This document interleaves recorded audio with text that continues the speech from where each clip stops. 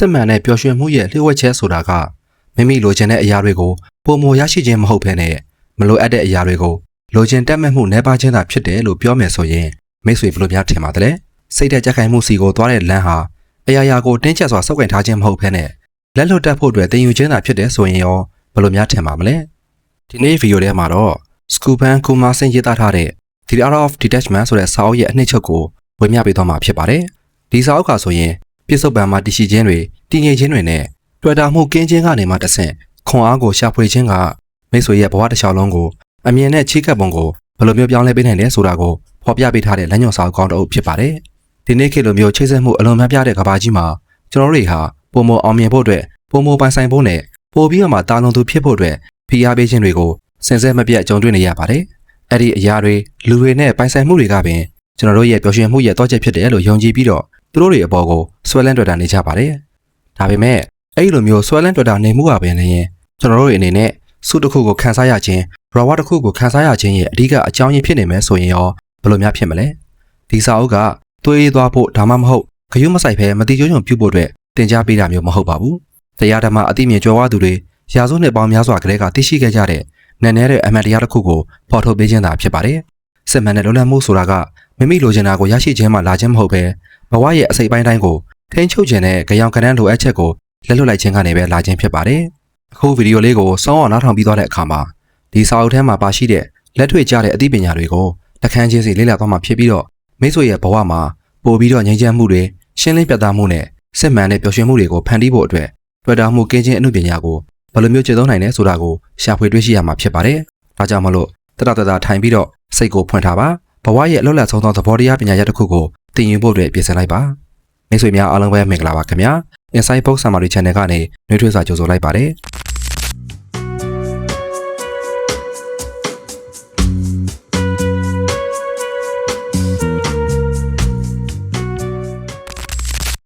အခန်း1တွေ့တာမှုကင်းခြင်းကိုနားလည်ခြင်းဆင်းဆိုတဲ့လူတစ်ယောက်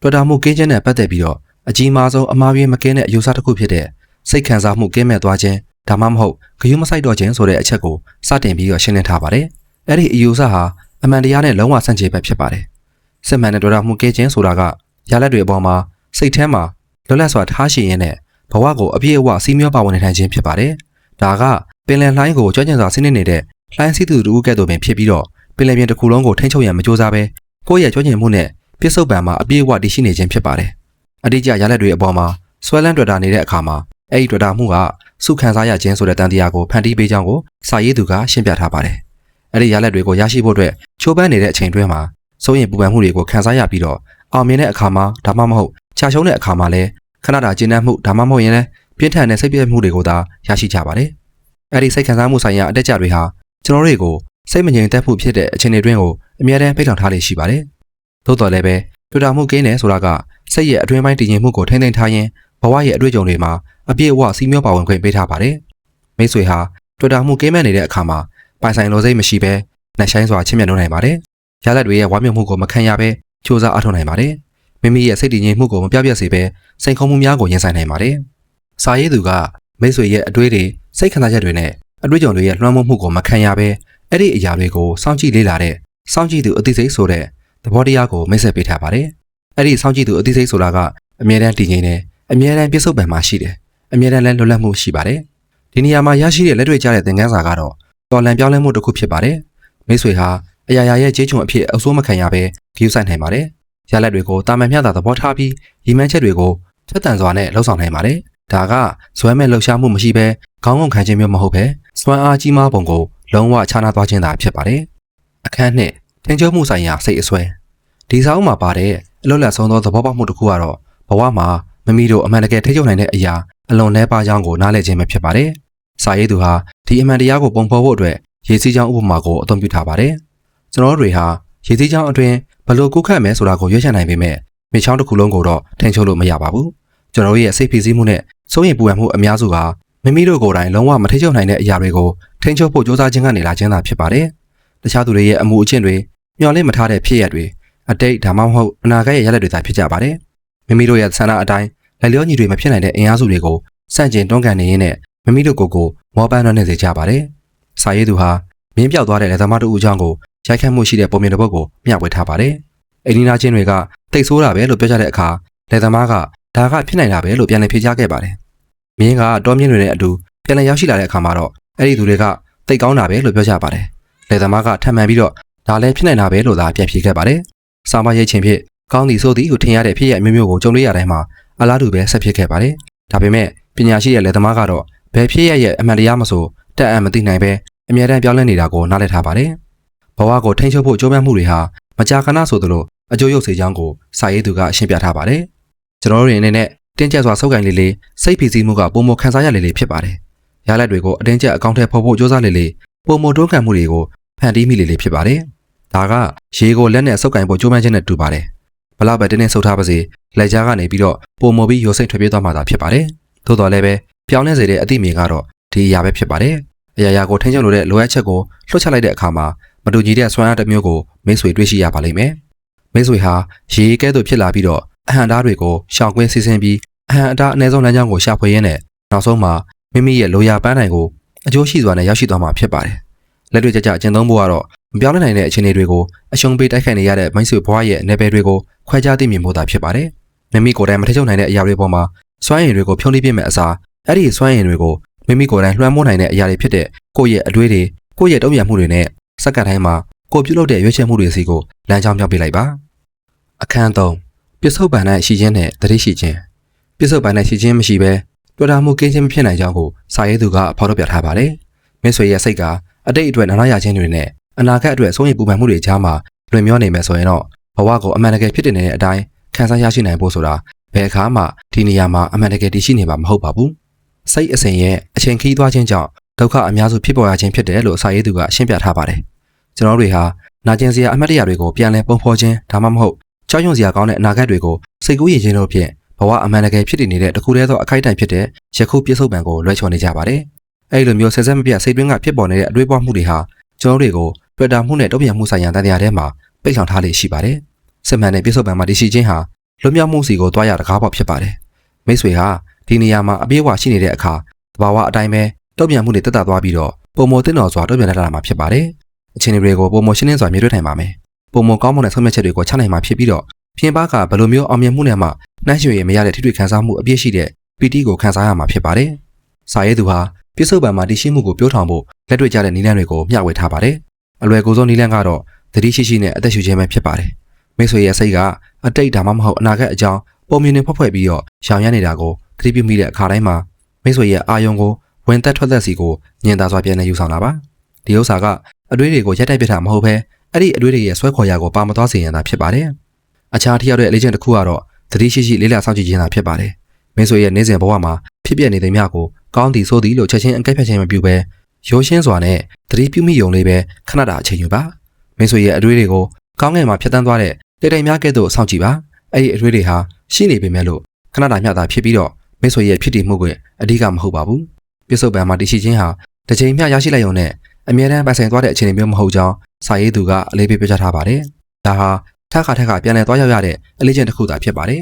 အခိုက်အတန့်တိုင်းဟာနိုးထွက်လာဖို့နဲ့ဒီနေရာမှာရှိနေဖို့အခွင့်အရေးတွေကိုပေးစွမ်းပါတယ်မိတ်ဆွေဟာအမှန်တကယ်ပြစ္ဆုတ်ပံမှာရှိနေတဲ့အခါတွေ့တာမှုကင်းခြင်းဟာလည်းတဘာဝအတိုင်းဖြစ်ပေါ်လာပါတယ်ပုံမပြီးတော့ကျေပြန့်တဲ့မြေခွင်းကျဲကိုလွတ်လပ်စွာသတိပြုမိနေစဉ်မှာပဲ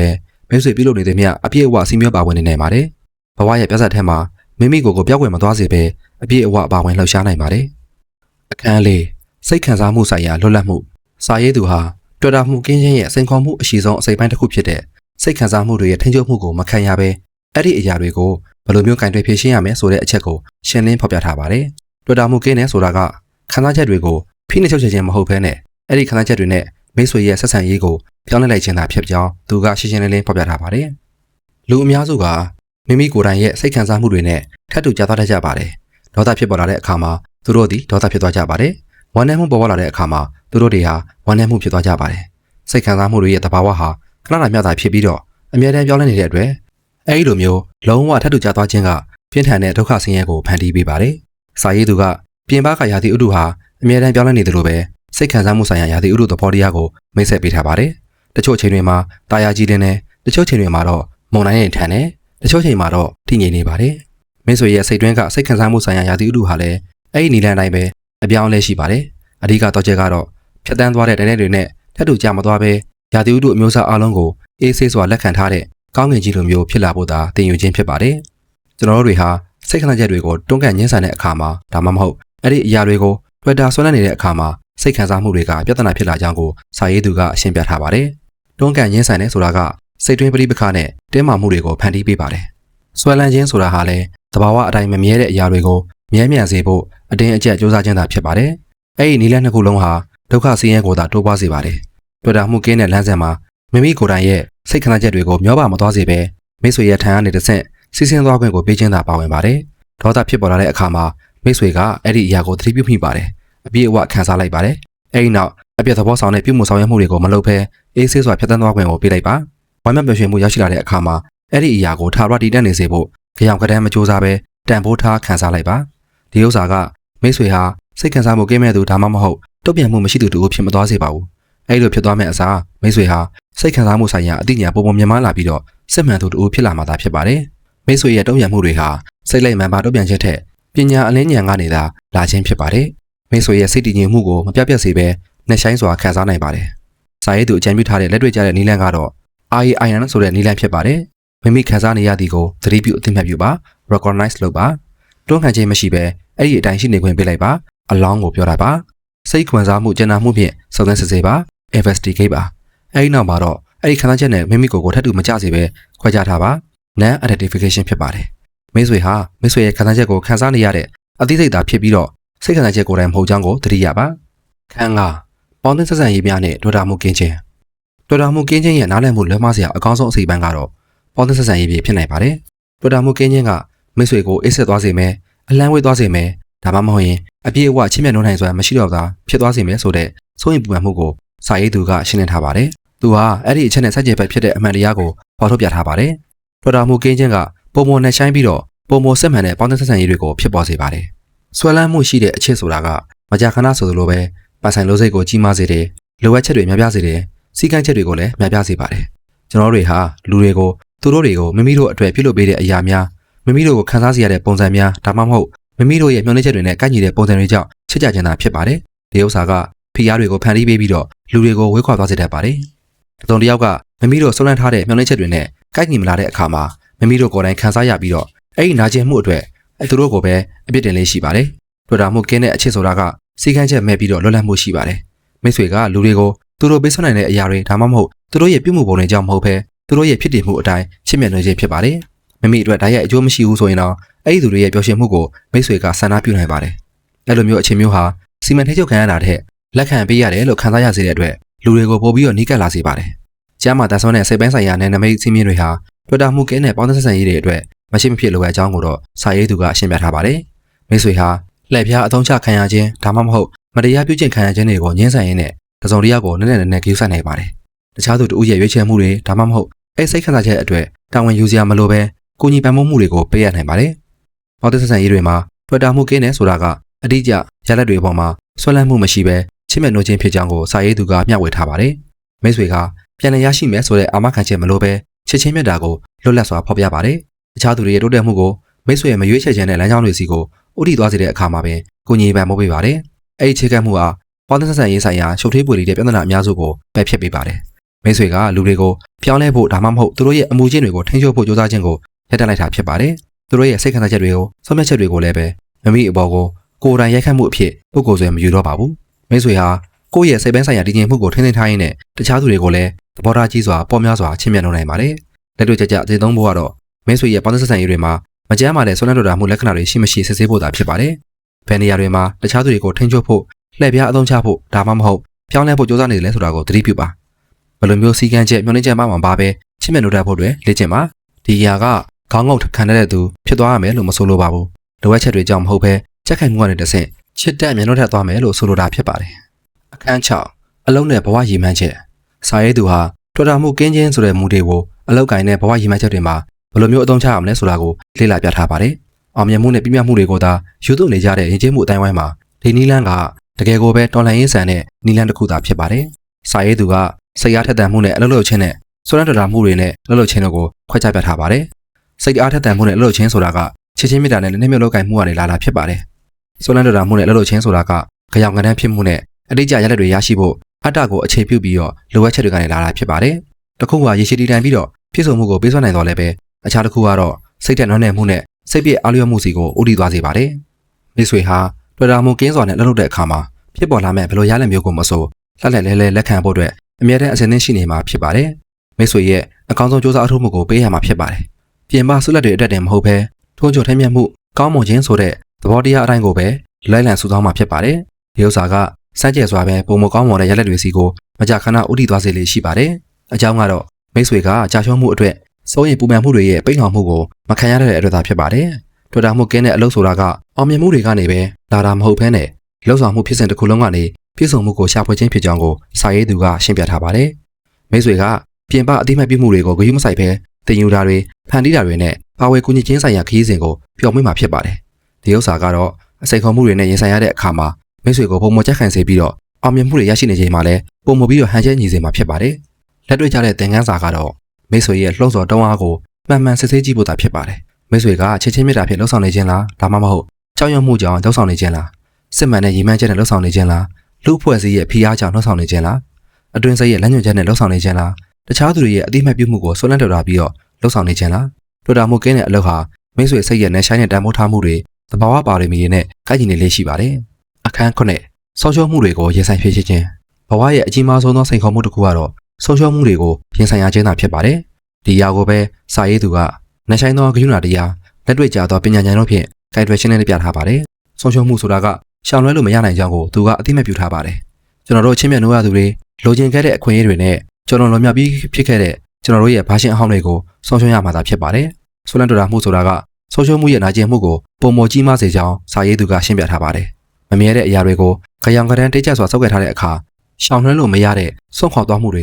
ပြင်းထန်တဲ့ဒုက္ခဆင်းရဲကိုဖန်တီးပေးပါတယ်။တွေ့တော်မှုကင်းတဲ့ဆိုတာကဆုံးရှုံးမှုရဲ့သဘာဝအတိုင်းဝမ်းနည်းမှုကိုပြောက်ကွယ်မသွားစေတော့လည်းပဲမလိုအပ်ဘဲနဲ့ထပ်လောင်းဖြစ်ပေါ်လာတဲ့တောကဖြာပါဒတွေကိုတက်တာစေပါတယ်။ဘဝမှာအရာရာဟာခဏတာငှားရထားခြင်းသာဖြစ်ကြောင်းကိုစာရေးသူကသင်ကြားပေးပါတယ်။ကျွန်တော်တို့ရဲ့ပေါင်းသင်းဆက်ဆံရေးတွေကျွန်တော်တို့ရဲ့ကျန်းမာရေးကျွန်တော်တို့ရဲ့ပိုင်ဆိုင်မှုတွေကျွန်တော်တို့ကိုယ်တိုင်ရဲ့အသက်ခံတာများပင်လျင်ပါဝင်ပါတယ်။အသောသက်သဘောတရားအရကျွန်တော်တို့ဟာဘယ်ရာကိုမှအမှန်တကယ်ပိုင်ဆိုင်မထားပါဘူး။ဒီလိုမျိုးမမြဲဘူးဆိုတဲ့သဘောတရားကိုနားလည်ထားခြင်းဟာစတင်ချိန်မှာစိတ်မကြည်မသက်ဖြစ်စေနိုင်ပေမဲ့လို့နောက်ဆုံးမှာတော့စိတ်ရဲ့လွံ့မြောက်မှုကိုပေးစွမ်းနိုင်မှာသာဖြစ်ပါတယ်။จิตသုံးမှုကတော့အရာရာကိုအပြည့်အဝတန်ဖိုးထားရင်တာမန်မျှတာခက်ပေါ်ဆုပ်ကန်ထားရင်သာဖြစ်ပါတယ်။ဆုံးရှုံးမှုတွေဟာချစ်ချင်းရဲ့အစိပ်ပိုင်းတစ်ခုဖြစ်တာကိုလက်ခံရင်းနဲ့နဲ့ချင်းမြတ်လို့ပါအတွေ့အကြုံတွေဟာထာဝရတည်တတ်မည်မဟုတ်ကြောင်းကိုသိရှိထားရင်းနဲ့အဲ့ဒီအတွေ့အကြုံတွေကိုအပြည့်အဝပြောမွေးပါဒီသတိရှိမှုဟာတန်ဖိုးထားမှုကိုရော့ချမသွားစေဘဲပုံမပြီးတိုးတက်စေပါတယ်ဆုံးရှုံးမှုဖြစ်ပေါ်လာတဲ့အခါထွတာမှုကင်းခြင်းကမိတ်ဆွေကိုမျှော်လင့်ချက်မဲ့စိတ်ပြည့်ခြင်းတွေမှာရင်နစ်မသွားစေဘဲတဘာဝအတိုင်းဝမ်းနဲ့ပူဆွေးခွင့်ကိုပြုထားပါတယ်ဖြစ်ပျက်ခဲ့ပြီးသမျှကိုဂုဏ်ပြုရင်းနဲ့ပေါ်ထွက်လာမဲ့အရာတွေအတွက်စိတ်ကိုပွင့်လင်းစွာထားရှိနိုင်ပါတယ်အဲ့ဒီအတွေ့အကြုံတွေကိုပြန်လည်တက်တာနေဖို့မလိုဘဲအတိတ်အတွက်ကျေးဇူးတင်စိတ်ကိုဝင်ပြုထားနိုင်မှာဖြစ်ပါတယ်အခန်း၈စိတ်ဤငြိမ်းချမ်းမှုကိုရှာဖွေခြင်းစာရေးသူကတွေ့တာမှုကင်းခြင်းအလေးချင်းရဲ့အဆုံးစွန်သောရလဒ်ဖြစ်တဲ့စစ်မှန်တဲ့စိတ်ရဲ့ငြိမ်းချမ်းမှုကိုလေ့လာပြသခြင်းအပြင်နေကုန်းချုပ်ထားပါတယ်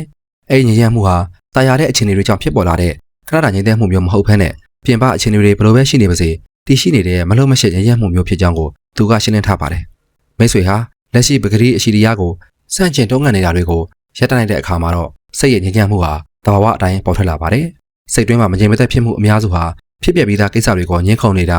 ာအခြေအနေတွေကိုတခြားတစ်မျိုးဖြစ်စေချင်တာဒါမှမဟုတ်ရင်တဘာဝအပြောင်းအလဲတွေကိုတွန်းကန်တာတွေကနေလာတာဖြစ်ပါတယ်တွေ့တာမှုကင်းခြင်းမှာတော့လက်ရှိဖြစ်ပျက်နေတာတွေကိုလက်ခံပြီးတော့အဲ့ဒီလက်ခံမှုတွေကနေတဆင့်လိမ္မာပါးနဲ့စွာနဲ့ပြန်လည်တုတ်ပြန်ဆောင်ရွက်ခြင်းပါဝင်ပါတယ်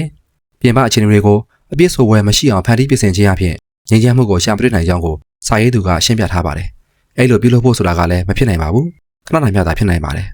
စစ်မှန်တဲ့ငြိမ်းချမ်းမှုဆိုတာကဘယ်လိုအခြေအနေမျိုးမှမဆိုအဲ့ဒီအခြေအနေတွေနဲ့မိတ်ဆွေရဲ့ဆက်ဆံရေးကိုပြောင်းလဲလိုက်ခြင်းအပြင်သာရှာဖွေတွေ့ရှိနိုင်တာဖြစ်ပါတယ်မိတ်ဆွေရဲ့ပတ်ဝန်းကျင်မှာယာတိဥတုပုံစံနဲ့ပြောင်းလဲနေတဲ့အချိန်မှာမိတ်ဆွေကတောင်ကြီးတစ်လုံးကဲ့သို့မတုံ့လို့ဖဲနဲ့ငြိမ်သက်အေးချမ်းနေဖို့လိုပါတယ်စာရေးသူကတော့အဲ့ဒီငြိမ်းချမ်းမှုကိုပြောထောင်ဖို့နေ့စဉ်အလေးချင်းတွေကိုမျှဝေထားပါတယ်အချိန်မှန်မှန်လေးတရားရှုမှတ်ခြင်းကလည်းမိတ်ဆွေနဲ့မိတ်ဆွေရဲ့အတွေ့အကြုံကြားထဲမှာနေရာလို့တစ်ခုကိုဖန်တီးပေးပါတယ်တတိရှိတဲ့လှုပ်ရှားဆောင်ရွက်မှုတွေကမိတ်ဆွေကိုပြည့်စုံပံအခိုက်အတန့်မှာခိုင်မြဲစွာတည်ရှိစေပါတယ်ကျေးဇူးတည်တတ်တဲ့အလေးချင်းတွေကမရှိသေးတဲ့အရာတွေထံကနေစိတ်အာရုံကိုလုံလောက်ကြွယ်ဝနေတဲ့အရာတွေစီကိုလမ်းကြောင်းပြောင်းပေးပါတယ်အနိုင်ဆိုင်ဆုံးနေတဲ့တစ်ခုကတော့စိတ်ရဲ့ငြိမ်းချမ်းမှုဆိုတာကမိတ်ဆွေရဲ့မူလသဘာဝအခြေအနေပဲဖြစ်ပါတယ်အဲ့ဒီအရာဟာစူးစမ်းအထောက်မှုနဲ့အောင်မြင်အောင်ယူရမယ့်အရာမဟုတ်ဘဲအဲ့ဒီငြိမ်းချမ်းမှုကိုဖုံးကွယ်ထားတဲ့စိတ်ရဲ့အလေးထားအဆိုးတွေကိုဖယ်ရှားလိုက်တဲ့အခါမှာတော့ ဖော်ထုတ်ယူလို့ရတဲ့အရာပဲဖြစ်ပါတယ်။တွေ့တာမှုကင်းနေဆိုတာကငြိမ်းချမ်းမှုဆိုတဲ့အရာကတဘာဝအတိုင်းပေါ်ထွက်လာတဲ့အခါမှာတားဆီးနေတဲ့အရာတွေကိုလက်လွတ်လိုက်တဲ့ဖြစ်စဉ်သာဖြစ်ပါတယ်။မိတ်ဆွေဟာတွေ့တာမှုကင်းခြင်းကိုဆင်ဆန်းမပြတ်ကျင့်သုံးတဲ့အခါမှာငြိမ်းချမ်းမှုဆိုတာခဏတာအတွေ့အကြုံမဟုတ်တော့ဘဲနဲ့မိတ်ဆွေဘဝရဲ့အခြေခံစိတ်ဓာတ်အဖြစ်ရောက်ရှိသွားမှာဖြစ်ပါတယ်။မိတ်ဆွေဟာစိတ်ခေါ်မှုတွေနဲ့အပြောင်းအလဲတွေကိုဆက်လက်ရင်ဆိုင်ရနိုင်တော့လည်းပဲမိတ်ဆွေစိတ်ရဲ့အဓိကဗဟိုချက်မှာတော့မလုံးမရှက်တည်ငြိမ်နေမှာသာဖြစ်ပါတယ်။အဲဒီလိုမျိုးစိတ်ထဲမှာတည်ငြိမ်မှုဟာမိမိအတွက်သာမကဘဲနဲ့မိတ်ဆွေနဲ့ထိတွေ့ဆက်ဆံရတဲ့မြအခြားသူများအတွက်ပါရရှိမဲ့လက်ဆောင်တစ်ခုဖြစ်လာပါတယ်။စာရေးသူကျွန်တော်တို့ကိုမျှဝေပေးခဲ့တဲ့အရာတွေကိုခဏလောက်ပြန်လည်ပြီးသုံးသပ်ကြည့်ရအောင်ပါ။ထွတ်တာမှုကင်းခြင်းအမှုပညာဆိုတာကဘဝကိုမတိကျကျပြုလိုက်ခြင်းမဟုတ်ပါဘူး။ဒါကဘဝမှာရခင်ကထက်ပုံမပြီးအပြည့်အဝနဲ့ပို့ပြီးတော့လွတ်လပ်စွာစီးမြပါဝင်နေထိုင်ခြင်းဖြစ်ပါတယ်။စစ်မှန်တဲ့ခွန်အားဆိုတာကမိမိပဲဝန်းကျင်မှာရှိတဲ့အရာရာကိုထိန်းချုပ်ခြင်းကနေလာတာမဟုတ်ဘဲနဲ့ပြင်ပအခြေအနေတွေဘယ်လိုပဲရှိနေပါစေစိတ်ရဲ့ငြိမ်းချမ်းမှုကိုထိန်းသိမ်းထားခြင်းကနေလာတယ်ဆိုတဲ့အချက်ကိုရှာဖွေသိရှိခဲ့ကြပါတယ်။တွေ့တာမှုကင်းနေဆိုတာကဆက်ရောက်ရမယ့်ပန်းနိုင်တစ်ခုမဟုတ်ဘဲအစဉ်အမြဲကျင့်သုံးနေရမယ့်အလေးချိန်တစ်ခုဖြစ်ကြောင်းကိုသတိရပါ။အခိုက်အတန့်အဖြစ်ပြတိုင်းဟာကျွန်တော်တို့ကိုမိမိရဲ့အတွေ့အကြုံတွေကိုပေါ်ပါစွာကင်တွယ်ဖို့ပိုင်ဆိုင်လိုစိတ်မရှိဘဲချစ်မြတ်နိုးတတ်ဖို့ကြောင်ကတန်းမဖြစ်ဘဲအလုပ်လုပ်ဖို့နဲ့တွန်းကန်မှုမရှိဘဲပြစ်ဆုတ်ပံမှာတည်ရှိနေဖို့အတွက်အခွင့်အရေးတွေကိုပေးအပ်နေတာပါ။ဒီနေ့ကျွန်တော်လေ့လာခဲ့ကြတဲ့အဓိကသဘောတရားတွေကတော့စစ်မှန်တဲ့တွေ့တာမှုကင်းခြင်းဆိုတာကကျွန်တော်တို့ရဲ့ချစ်မြတ်နိုးနိုင်စွမ်းနဲ့စီးမြပါဝင်နိုင်စွမ်းကိုရောပါမသွားစေဘဲပုံမပြီးတိုးတက်စေပါတယ်။ဒုက္ခဆင်းရဲအများစုဟာမတကြုံနိုင်တဲ့အရာတွေကိုထိန်းချုပ်ဖို့ကြိုးပမ်းခြင်းကနေလာတာဖြစ်ပါတယ်။ပြစ်ဆုတ်ပံမှာရှိနေခြင်းဆိုတာကစစ်မှန်တဲ့ဉာဏ်ရမှုနဲ့ပညာဉာဏ်တို့ရဲ့အုတ်မြစ်တာဖြစ်ပါတယ်။စိတ်ခံစားမှုတွေကိုမိမိရဲ့ဖြစ်တည်မှုကဝါမျိုးမခံရဘဲအပြည့်အဝခံစားနိုင်ပါတယ်။ပေါင်းသစ်ဆက်ဆံရေးတွေဟာဆွဲလန်းထွတ်တာမှုထက်လွတ်လပ်မှုအပေါ်အခြေခံတည်ဆောက်တဲ့အခါပုံမပြီးတော့မှနှိကပ်လာပါတယ်။အလုပ်တစ်ခုကိုအဲ့ဒီအလုပ်ရဲ့သဘောတရားအတိုင်းတန်ရှင်းစွာလုပ်ဆောင်တဲ့အခါမှာပြည့်စုံမှုကိုရရှိစေပါတယ်။အရာရာရဲ့မမြဲတဲ့အနိစ္စသဘာဝကိုနားလည်တဲ့အခါမှာဆုံးရှုံးမှုတွေကိုခံနိုင်ရရှိလာပါတယ်။မိမိကိုယ်တိုင်စိတ်ရဲ့ငြိမ်းချမ်းမှုဆိုတာကလက်လွတ်တဲ့အလေးချင်းတစ်ခုကနေမှတစ်ဆင့်ပေါ်ထွက်လာတဲ့မိတ်ဆွေရဲ့မူလသဘာဝအခြေအနေသာဖြစ်ပါတယ်။ဒီစာအုပ်မှာပေးရတဲ့ပြောင်းလဲမှုဆိုတာကသဘောတရားတွေတည်ဝေသက်သက်တယ်မဟုတ်ပါဘူး။ဒါတွေကအလွန်ခွန်လက်တွေ့ကြပါတယ်။ဒီနေ့မှစပြီးတော့မိတ်ဆွေကတွေ့တာမှုကင်းခြင်းရဲ့သိငယ်တဲ့အလေးချင်းတွေကိုစတင်ပြီးကျင့်သုံးနိုင်ပါတယ်။ဘယ်လိုနေရာတွေမှာမိတ်ဆွေကတင်းကျပ်စွာစုပ်ကိုင်ထားမိတယ်ဆိုတာကိုသတိပြုကြည့်ပါ။ပကတိအရှိတရားကိုဘယ်အချိန်မှာစတင်တွန်းကန်နေမိတယ်ဆိုတာကိုလေ့လာဆောင်ကြည့်ပါ။မိတ်ဆွေရဲ့ရည်မှန်းချက်တွေနဲ့အပေါင်းအသင်းဆက်ဆံရေးတွေကိုပုံမပြီးတော့မှပေါ်ပါစွာနဲ့ကင်တွယ်ထိန်းသိမ်းနိုင်ဖို့အတွက်စံသက်ကြည့်ပါ။စာရေးသူကကျွန်တော်တို့တွေကိုသတိပေးထားတဲ့အတိုင်းပဲတွေ့တာမှုကင်းခြင်းအမှုပညာဆိုတာကအဆုံးသတ်မှာတော့ပညာရှိစွာနေထိုင်တတ်တဲ့အမှုပညာပဲဖြစ်ပါတယ်။ဒီအမှုပညာကိုမိတ်ဆွေကကျွမ်းကျင်တက်မြောက်သွားတဲ့အခါမှာတော့ပြင်ပအခြေအနေဘယ်ရာကမှလူယူသွားလို့မရတဲ့လွတ်လပ်မှုမျှဝေခံစားမှုနဲ့ရောပါမသွားနိုင်တဲ့ချစ်ချင်းမြတ်တာတွေဘဝရဲ့ရှောင်လွှဲလို့မရတဲ့အပြောင်းအလဲတွေကြားထဲမှာအမြဲမပြတ်ရှိနေမယ့်ငြိမ်းချမ်းမှုတွေကိုရှာဖွေတွေ့ရှိသွားမှာဖြစ်ပါတယ်။ဘဝအတွက်ငြိမ်းချမ်းမှုတစ်ခုကိုပြောင်းလဲမှုပေးနိုင်တဲ့ဒီစာအုပ်လေးအနှစ်ချုပ်ကိုအတူတူလေ့လာခဲ့ကြတဲ့မိတ်ဆွေများအားလုံးကိုကျေးဇူးအများကြီးတင်ပါတယ်။မိတ်ဆွေကလက်လွတ်ရတဲ့တတ္တိပြစ္ဆုတ်ပံမှာရှိနိုင်တဲ့ပညာဉာဏ်နဲ့လှပတဲ့တွေ့တာမှုကင်းခြင်းအမှုပညာကိုတက်မြောက်ခြင်းကနေရရှိလာမယ့်ငြိမ်းချမ်းမှုကိုပိုင်ဆိုင်နိုင်ပါစေကြောင်းဆုမွန်ခွန်တောင်းအပ်ပါတယ်။ဒီစာအုပ်နှစ်ချုပ်လေးကမိတ်ဆွေရဲ့စိတ်ကိုရိုက်ခတ်မိမယ်ဆိုရင်တော့ဒီလိုမျိုးစာအုပ်နှစ်ချုပ်ကောင်းတွေကိုအပတ်စဉ်နဲ့ဝေမျှတင်ဆက်ပေးနေတဲ့ကျွန်တော်တို့ရဲ့ Inside Post Summary Channel လေးကို Subscribe နေထားပေးဖို့လည်းမေတ္တာရပ်ခံချင်ပါတယ်။ဗီဒီယိုလေးကိုအဆုံးထိနားထောင်ပေးတဲ့မိတ်ဆွေများအားလုံးကိုကျေးဇူးအများကြီးတင်ပါတယ်ခင်ဗျာ။နောက်ဗီဒီယိုမှာပြန်ဆောင်ကြပါမယ်။